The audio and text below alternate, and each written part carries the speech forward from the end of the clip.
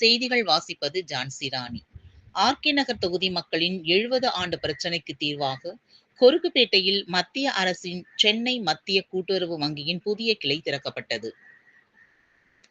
Chennai RK நகர் தொகுதியில் வைத்தியநாதன் மேம்பாலத்திற்கு அருகே உள்ள பகுதிகளான நேதாஜி நகர், மீனாம்பாள் நகர், அண்ணா நகர், பாரதி நகர், கலைஞர் நகர், சிகிரந்தபாளையம் உள்ளிட்ட பகுதிகளில் 1000க்கும் அதிகமான குடியிருப்புகள் உள்ளன. இப்பகுதியில் உள்ள மக்கள் தங்களுடைய வங்கி தேவைகளுக்காக வைத்தியநாதன் மேம்பாலத்தை கடந்து தண்டையார்பேட்டைக்கு செல்ல வேண்டிய நிலை இருந்து வந்தது. இப்பகுதியில் வங்கி திறக்க வேண்டும் என சுமார் 60 ஆண்டுகளுக்கும் மேலாக பொதுமக்கள் போராடி வருகின்றனர்.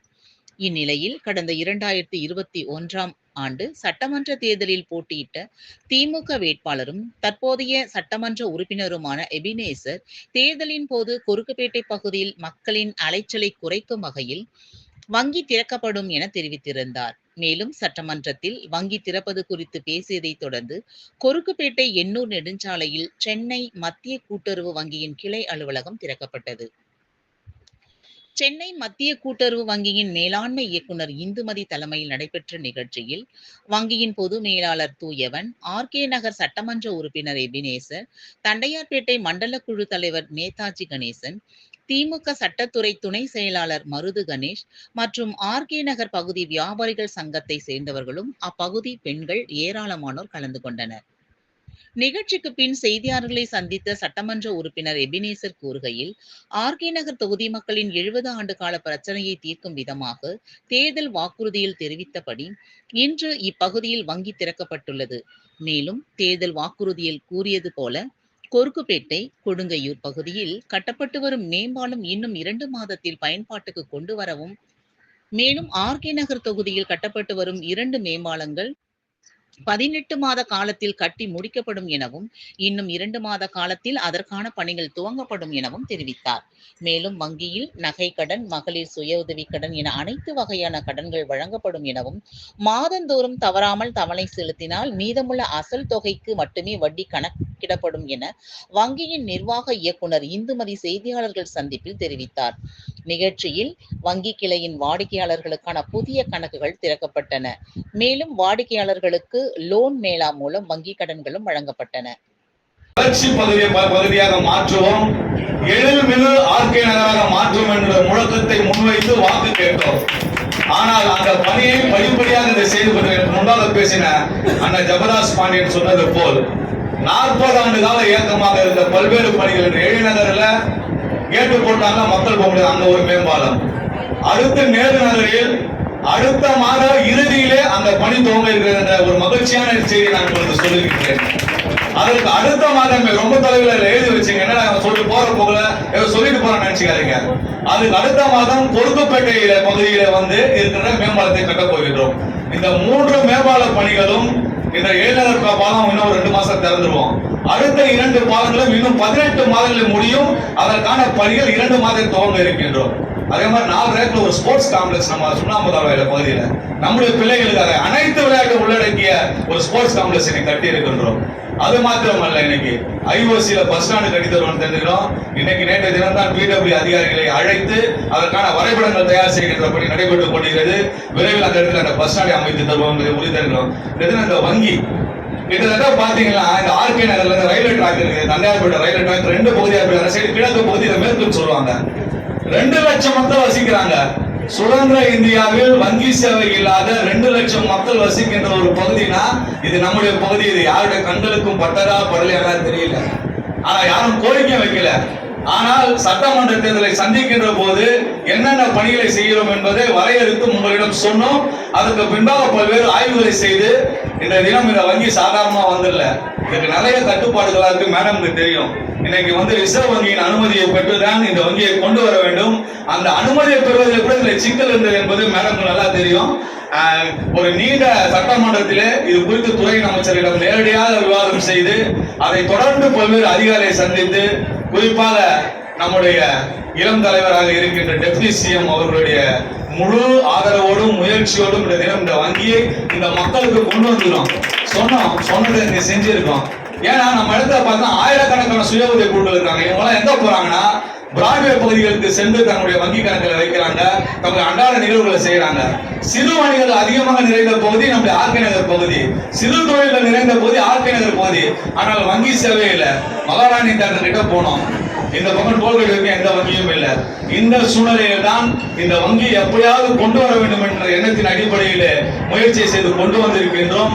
இந்த வங்கியில என்னென்ன கடன் வாரியாக வழங்குகிறார்கள் என்பதெல்லாம் நம்முடைய மேலாண்மை தெளிவாக கூறினார்கள். நீங்கள் எல்லாம் அவற்றை பயன்படுத்திக் கொள்ள வேண்டும். உங்களுக்காக குறிப்பா என்னுடைய மனதில் இருந்தது, மகளிர் சுய உதவி குழுக்கு நிச்சயமா செய்யணும். ஒரு குழு மகளிர் சுய உதவி ஃபங்க்ஷன் போகும்போது சொன்னாங்க, அவங்க எங்க பார்த்தாலும் டிராபிக் ஆகுது, கேட்டு போட்டா போக முடியல. ஒரு குழுநாளம் நினைச்சு காட்டினாங்க, எங்களுக்கு மேம்பாலம் வேணும், நாங்க மேம்பாலத்தை செஞ்சு தந்தோம். வங்கி கேட்டாங்க, இப்ப வங்கியை செஞ்சு கொடுத்தோம். அதே நாளைக்கு அவங்க செஞ்சாங்க, நாங்க நிகழ்ச்சிகள் நடத்துவதற்கு எங்களுக்கு ஒரு இடம் இல்லை, அரங்கு இல்லை. நாங்க கூடிய விரைவில் 2 மாதத்தில் உங்களுக்காக ஒரு அரங்கமும் இதே பகுதியில் அமைத்து தரப்போகிறோம் என்ற சந்தோஷமான செய்தி நேரத்தை கற்றுக்கொண்டு, இது மக்களுக்கான ஆட்சி, திராவிட மாடல் ஆட்சி. நீங்கள் கேட்டதும் கிடைக்கும், கேட்காதும் கிடைக்கும். இந்த வங்கியை நீங்கள் எல்லாம் பயன்படுத்திக் கொள்ள வேண்டும். இந்த வங்கி இன்னைக்கு எதுவும் தொடங்கி போறது இல்லை. உங்களுடைய கூட்டங்களை நான் தொடர்ந்து இங்கு நடத்த சொல்கின்றேன். உங்கள் வாடிக்கையாளர்களுக்கு என்னென்ன இங்கு பயன்கள் உள்ளது என்பதை உங்களுக்கு தெரிவிக்கின்ற வகையிலே ஓராண்டுக்கு மாதத்திற்கு ஒரு முறையோ 2 மாதத்துக்கு ஒரு முறையோ இந்த கூட்டங்களை மகளிர் சுய உதவியை சேர்ந்த உங்களுடைய சிஓ, சிஆர்பி மற்றும் தலைவர்களை வைத்து அந்த கூட்டத்தை நான் நடத்த சொல்லி இருக்கின்றேன். நீங்கள் எல்லாம் வெகுவாக பயன்பெற வேண்டும். நிச்சயமாக உங்களுக்கான ஆட்சி, உங்களுக்கான முதல்வர், நம்முடைய முதல்வர்கள். டெப்டி சிஎம் யாரு? நம்முடைய டெப்டி சிறப்பு செயலாக்க திட்டத்துறை அமைச்சர். மகளிர் சுய உதவி குழு அவருடைய கட்டுப்பாட்டின் கீழ் வருகின்ற ஒரு துறை. 30,000 கோடி போன பட்ஜெட்டில் வாரி வழங்கினார்கள்.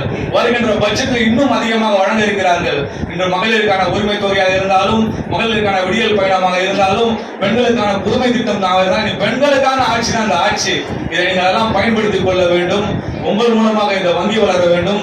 இதன் மூலமாக நீங்கள் வளர வேண்டும், உங்கள் பொருளாதாரம் வளர வேண்டும், உங்கள் குடும்பம் சிறக்க வேண்டும் என்று கூறிக்கொண்டு இந்த இனிய நிகழ்விற்கு என்னுடைய அழைப்பை ஏற்று வருகை தந்த அத்தனை பேருக்கும் என்னுடைய நெஞ்சார்ந்த நன்றியை கூறிக்கொண்டு, இன்னும் பணிகள் தொடரும் தொடரும் தொடரும் என்பதை கூறிக்கொண்டு நல்வாய்ப்புக்கு நன்றி கூறி விடைபெறுகின்றேன். நன்றி, வணக்கம்.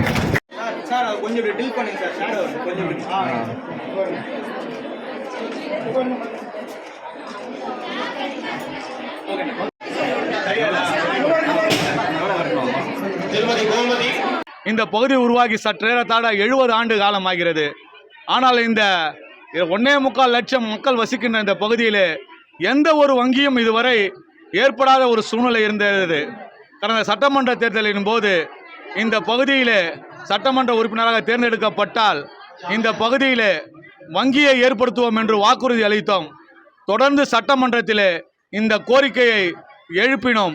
தொடர்ந்து இந்த துறை சார்ந்த அதிகாரிகளையும், இந்த துறை சார்ந்த நம்முடைய கூட்டுறவுத்துறை அமைச்சர் அருமை அண்ணன் பெரிய கருப்பன் அவர்களையும் அணுகிய போது, இந்த மக்களுக்கு தாய் உள்ளத்தோடு நம்முடைய மாண்புமிகு தமிழகத்தின் முதல்வர் அவர்களும், மாண்புமிகு துணை முதல்வர் அண்ணன் உதயநிதி ஸ்டாலின் அவர்களும் இந்த ஆர்கே நகர் சட்டமன்ற தொகுதியில் இன்றைய தினம் சென்னை மத்திய கூட்டுறவு வங்கியினை ஏற்படுத்தி தந்திருக்கிறார்கள்.